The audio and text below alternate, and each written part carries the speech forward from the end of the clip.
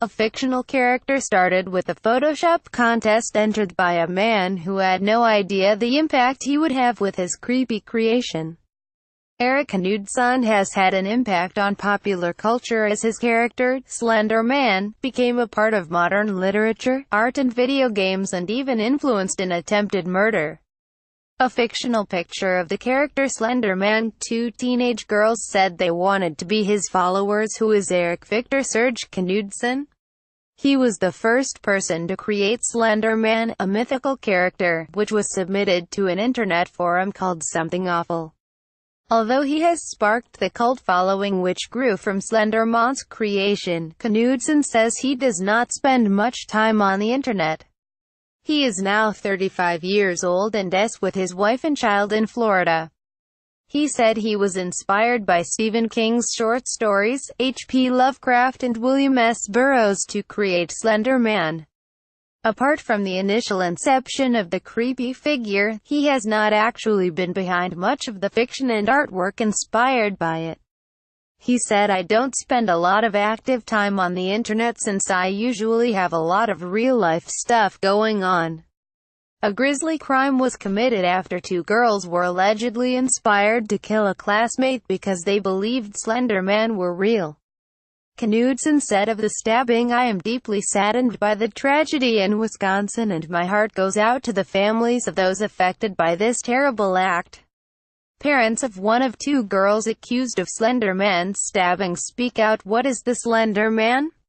An entry into the competition from Victor Serge, real name Eric Knudsen, consisted of two black and white images of groups of children.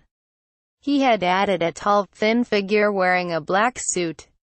He gave the character the name The Slender Man. Due to the addition of text, the photographs became a work of fiction and others expanded on the character and his story.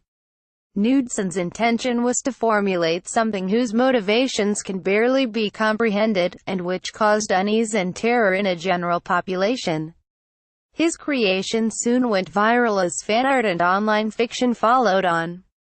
Anisa Wire, one of the two teenage girls who tried to murder a friend after stabbing her 19 times. Morgan Geyser, the second teenager involved in the attempted murder of a classmate. What is the Slender Man case? The reach of the Slender Man had become so far that in 2014 the character was heavily linked to the stabbing of a 12-year-old girl, Peyton Leutner.